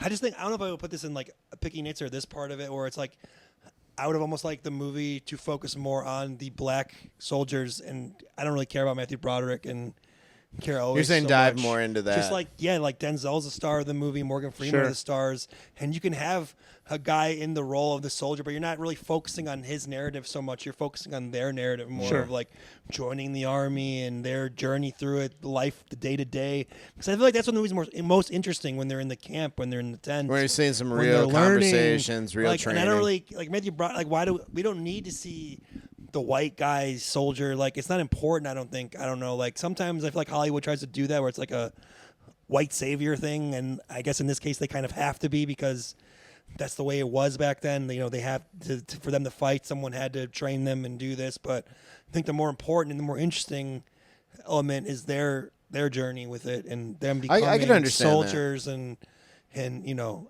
that's what I think. At least. No, I can understand that logic. Absolutely. Going to Switcheroo, I had the Free State of Jones with Matthew McConaughey. Love it. Yeah, I was hoping the movie was gonna be so much better than it was. I was disappointed by it. It was fine, but I just think the time period wise, it could easily work in. That movie was like amazing trailer. I went to see it in the theater. I was so excited, and I was like, kind of missed the mark for me. Sure. I had like a funny random kind of. There's a few others. You could do a young Andrew Jackson, you know, as part of this. Old Hickory? Old Hickory. Or you could do young Doc Holliday. He was a Georgia. I had like a Georgia boy. random Switcheroo crossover thing. Now, it wouldn't be in this movie specifically, but it'd be using the movie in something else. Now, what it would be is a Brooklyn Nine-Nine episode. Okay. Where Holt, Andre Brower, maybe they're at a costume party, and he dresses up as one of the Union I soldiers. like it. That would be great. Yeah. You know, he Jake's like the a Matthew callback. Broderick character. Oh, dude, That'd if be they cool. did that, that would have been great. Maybe it's one of the heist episodes, or it could be on. Maybe That they would take be cool. They take a maybe Jake has a he imagines something as a dream, or maybe they take a field trip to Gettysburg. I don't know, whatever. What's his fucking get with it? You know, what's whatever. the buddy? Charles Boyle. Charles easily is a fucking Union soldier. Yeah, like as Carrie Always. And he's Matthew Broderick. Oh yeah, that. And then you could kind of like it's kind of like you're calling like you're what do they call it like. Can't think of the fucking word. Meta. It's kind of like meta. Yeah. Or it's I like, gotcha. you know, like, oh, he played him in this, and now he's doing it. Maybe he's unaware he's playing. Yeah. Okay. That'd be how hilarious. Holt is, you know. Yeah, like, that'd be great. I love it. I like that. Now, one. this is where I'm going to talk about Andre Bauer. Andre Bauer's fucking awesome. Great in this movie. Didn't really have a lot of movies, but this is like one of the big ones. I really enjoyed this. He's more of like a TV dude, and just also shout out to him. Yeah, I'm sorry. Awesome in Brooklyn Nine-Nine. Probably my favorite character, him or Boyle. I don't know. Boyle's fun. Yeah. I mean, he speaks with such fine diction that's why the character works is because you believe him as I just kept thinking a free slave of Holtz when I was watching the movie. Okay. I did not. I did too a little bit. Because the way he speaks is very proper, you know, and it's like even as Holtz he does too. Yeah. Oh, me and Kevin, why would we? Yeah. I got I you. wouldn't call him a dirtbag. A dirtbag. Yeah, is useful. dirtbag's a good, useful thing. All right, so let's move on to picking nits. What do you guys got? Well, I would say again, this is more of not with the movie, but with just Civil War fighting and pre whatever, like World War I or II fighting, where they would stand on the lines, and how anybody would think that's a good idea way to fight. Like, hey, let's just all walk at each other and be wide open to get shot and get killed. And then it always ends the same way, where it's like the guys in the front are going to get shot. Eventually, you're going to run out of bullets. You're going to get so close to each other, and now you're just going to charge each other.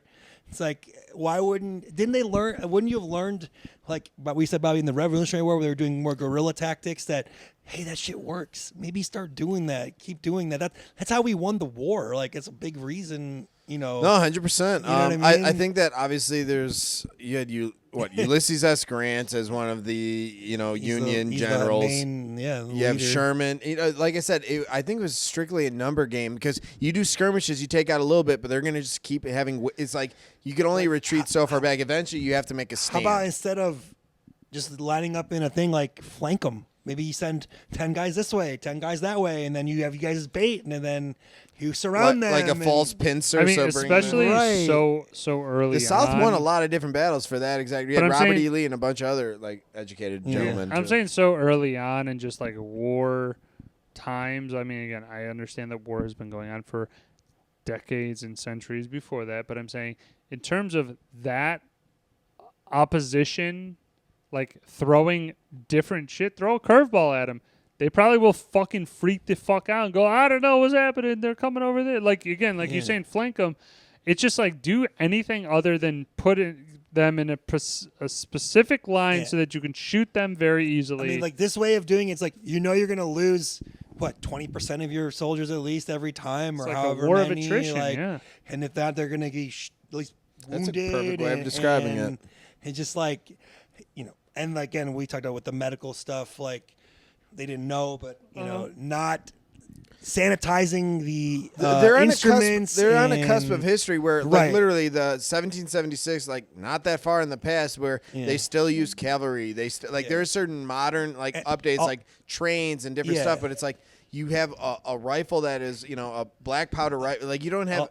And a revolver that's also revolvers weren't a big thing. Yeah, I was gonna say too.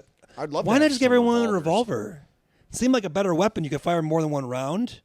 They seemed at least as accurate. Maybe you couldn't go as far. I mean, I was gonna say cost, but like rifles got to cost just as much. Just maybe give everyone a pistol and a sword.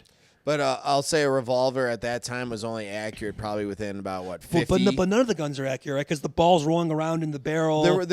Rifling did exist by then. There's no. No. I'm saying it's not a perfect cylinder that it's coming out of. That's why there was no. Right. It's not 100% accurate. No, but there was better rifling techniques done by that time. Sure, they could drill the. So it created a more accurate shot. But it's still not as accurate as they would come to be later. You had more range on a rifle than you did on a revolver. That's all. Revolver is meant for officers more often than not. It was more of a status. Yeah. So I would have to believe that nobody could fucking hear anything if you're literally getting shot at, and you're just trying. I mean, to survive, even Shaw coming up to Sharts and firing it, like he's got to have massive hearing loss like right away. Also, I know is the style of the time. Obviously, the uniforms for war.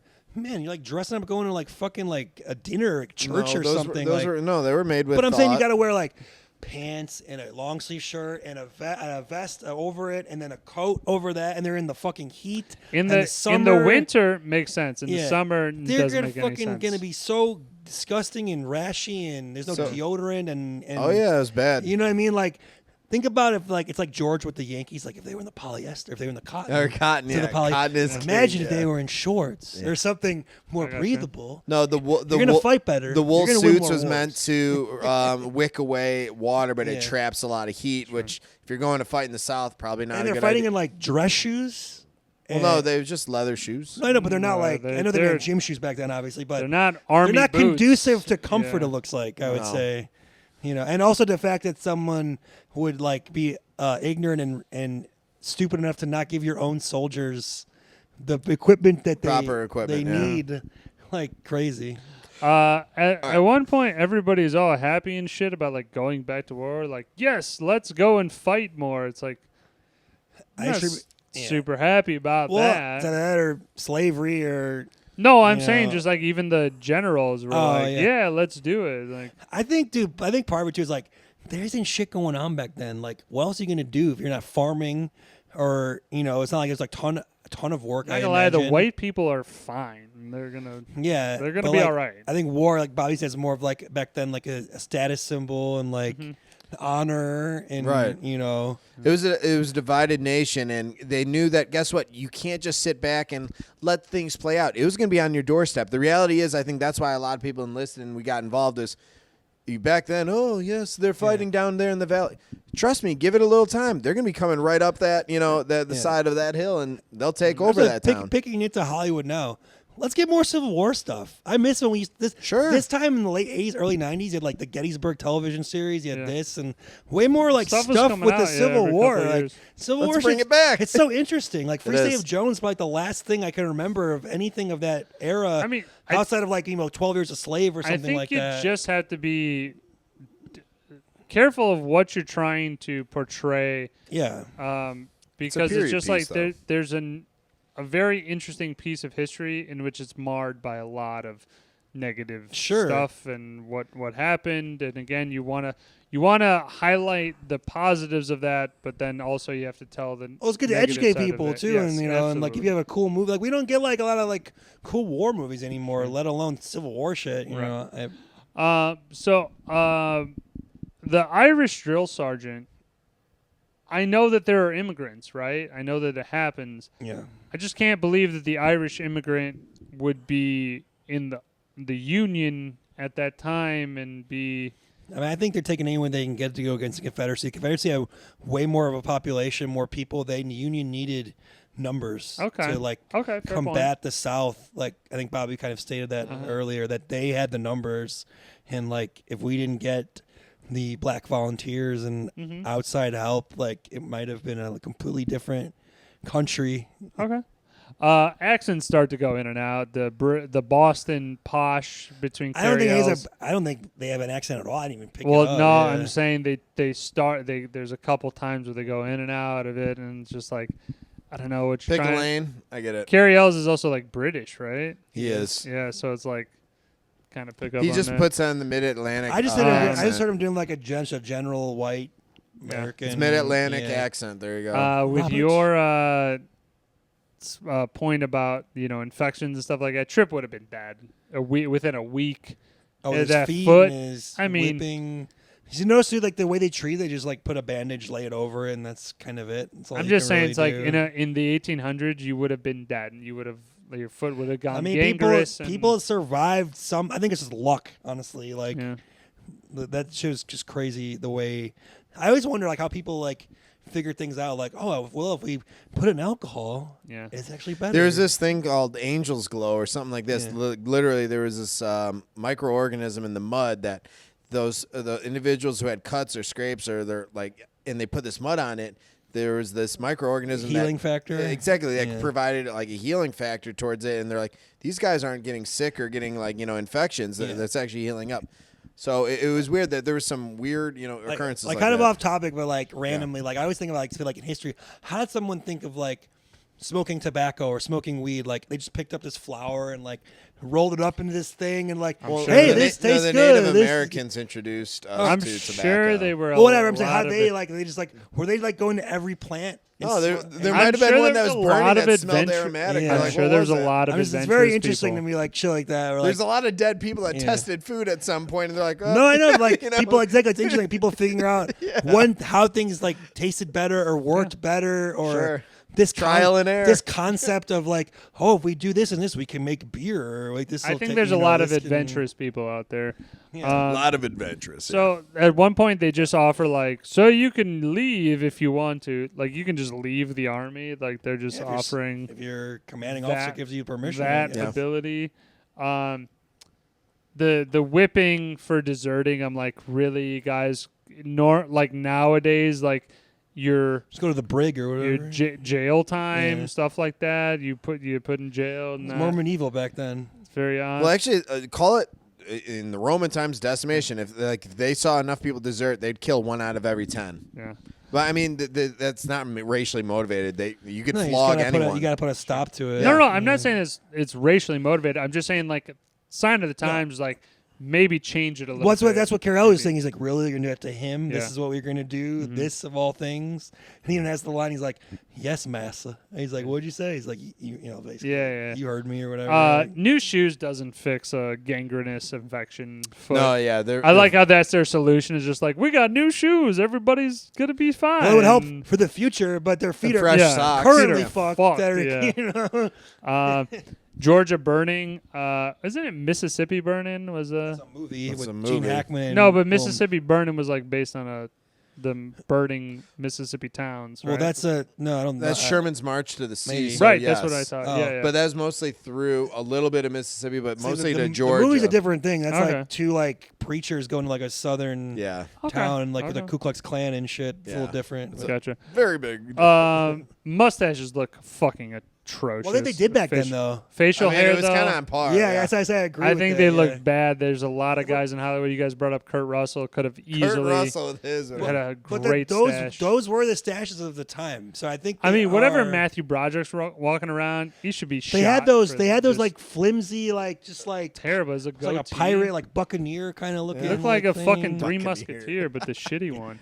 Uh, Thomas Earls is dead for sure. You get shot in the arm It's bayoneted in the shoulder, in the back after. and in the back, like you're dead.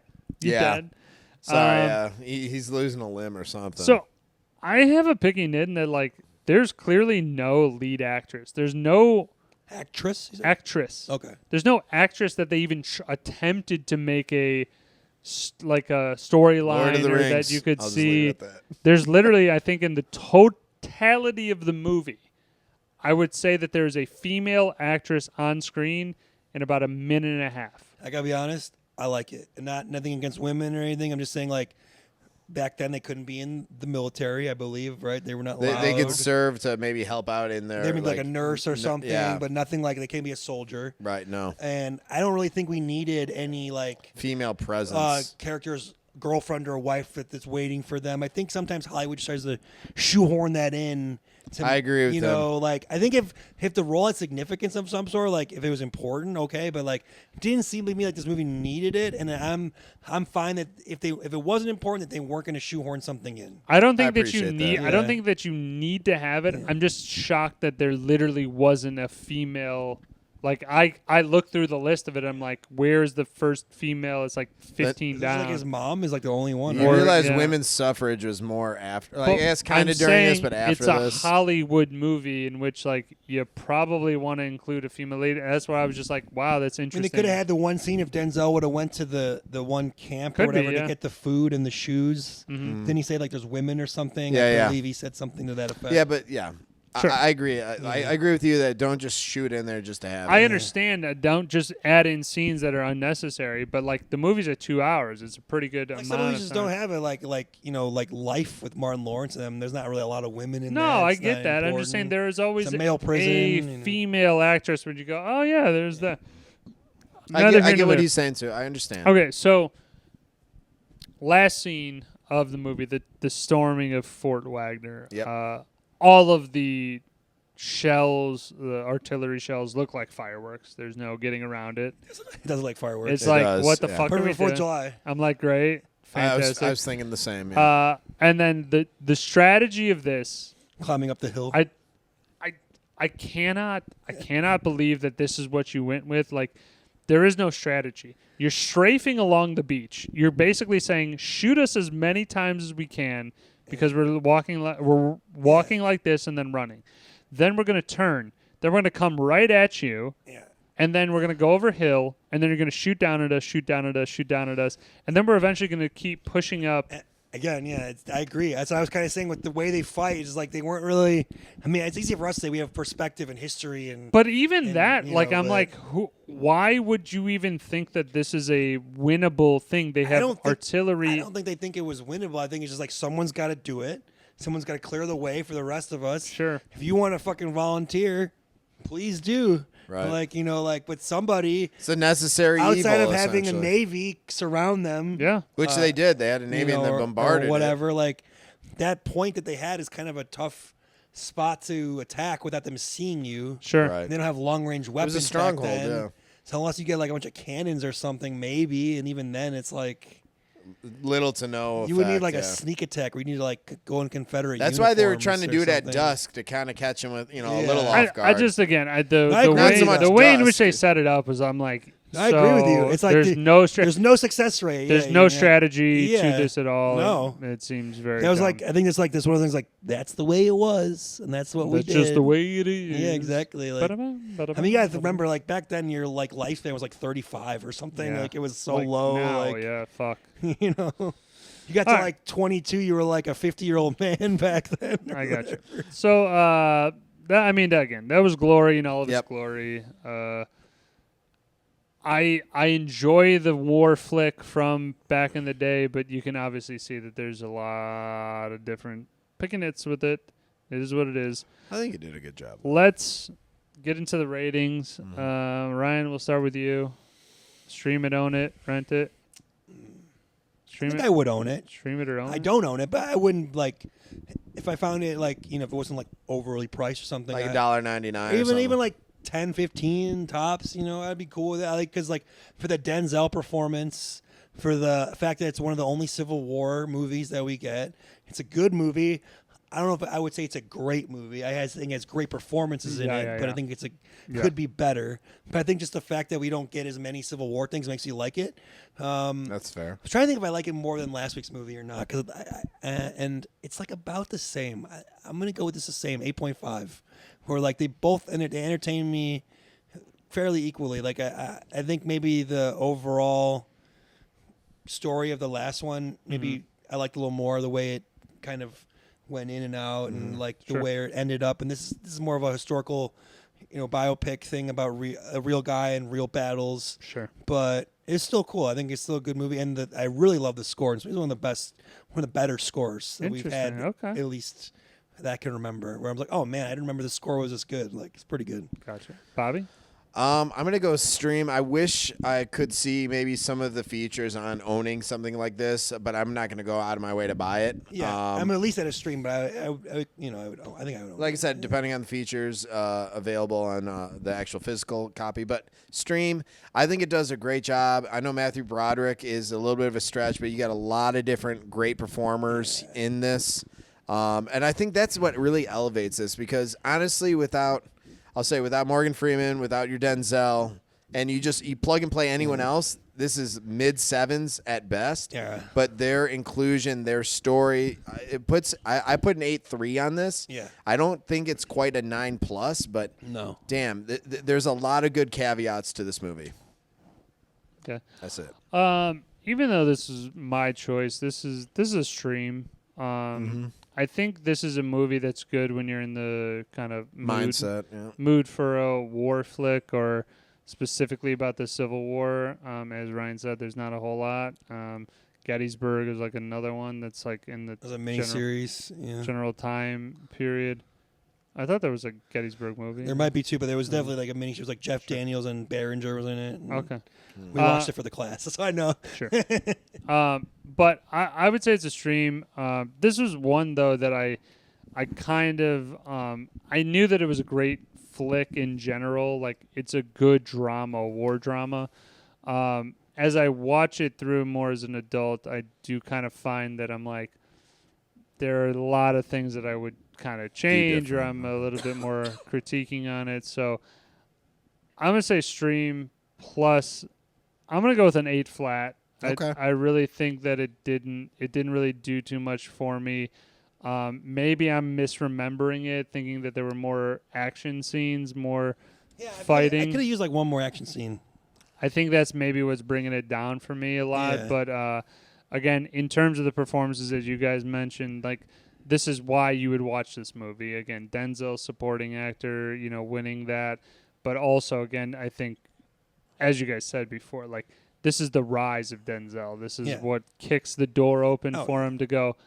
You go, who the fuck is that guy, and where can I see him This guy's a again? star. Yeah, And star, like- absolute star power. And then also on top of that, you have a Morgan Freeman character and Andre Brower, who both like work so well within Perfectly that casted. three-tier dynamic. No offense to They're all better than the white leads. Yes. You know, I think when they're on the Sure. screen, it's more I interesting. agree. And I think Carrie Elways is better than Matthew Broderick in this movie. Also. 100%. I think he's number 5 in my Apparently, a book. lot of his scenes got cut from what I read. No kidding. Okay. Yeah, so Well, I would also say that I'd like to see those. That's what I'm I saying. mean, how many- That's the ownership thing. how many movies is Matthew Broderick like a dramatic actor in? I can't think of a good? lot. Like, Not a whole lot. you know, and that's probably So why. either comedy or action comedy, and those aren't. It's always, like I don't know if it's like I don't think he's like bad. I don't think he's built for it. It's just like weird. Like I think that he's. I think seeing him I as- think he's cast right in the movie, but Yeah. I don't think that he's built for. I think part of it is because he's Ferris Bueller to me and you guys, it's and it's tough. hard to get past that. And part of it is just like I don't think he has the chops like some other people have to be no. funny and dramatic, like a Robin Williams or Sure. you name it, Tom Hanks, whatever, where you can I like got go you. He can into do both. worlds simultaneously and whenever, and you know. I got you. But like for the character, like it does kind of work at times. So it's not the worst casting, but it could be better. I think. One last thing. John Stamos. John Stamos at this time In 88? I don't know if Filming? I don't know if he Maybe? has the dramatic chops for it. Okay, I'm just saying possibilities. Yeah. I also want to say Morgan Freeman looks the same age. He's not. This guy He does hasn't not, aged He yet does not since 88. age ever. He looks. He's like 45 years old for his whole life. He just For his looks like he's whole like a life. 45-year-old man his entire life. It's Yeah. great. All right, Cool. Sorry. That was glory. Who is? it's my turn. Next? So am I supposed to do a period piece as well? Is that? You can do whatever you the can do fuck whatever you you want. want. Mine is not going to be one. When you guys did 2 in a row and you were like period piece month. No. That's okay though. Mine's going to be during a different time anyway, so I'm going to do it. I already alluded to it like a few weeks ago, and I've kind of been knocking these out. We're going to do that thing you do. So Thing you do. it's not streaming anywhere, unfortunately, but I do have the Blu-ray. Okay. I mean, it's streaming. You can rent it, but it's not like for free. You said the thing you do? That thing you that- do. Okay, that The thing. Tom Hanks directed Okay, yeah, okay. movie about the '60s band. Gotcha, The One Hit okay. Wonder. Okay. If you guys have caught that or not? I've literally never seen it, so this is Never really cool. seen it. You ever seen that thing you do? No. Oh, This is I'm all excited new. for you guys. I've heard of it, but I've never Oh, seen cool. Well, This is a guys, first for me. Steve's on. Fantastic. I love Steve's on. All right, so. So I think you're gonna like it. All right, cool. All right, the a wrap. Journeymen Lounge podcast, 137 part 2. Wrap it up. Wrap your tool. Don't be a fool. Nobody's listening at this point anyway. That's a good sign off, though. So Good advice. we'll be back after this next week. We should have some good stuff. We're going to take a break then after that, so be prepared for Might be on that. a hiatus. For a little bit. But a lot of golf stuff should be coming your way. Little recaps here and there. But for Woj, And Bobby. And Ryan. talk to y'all next week. Peace.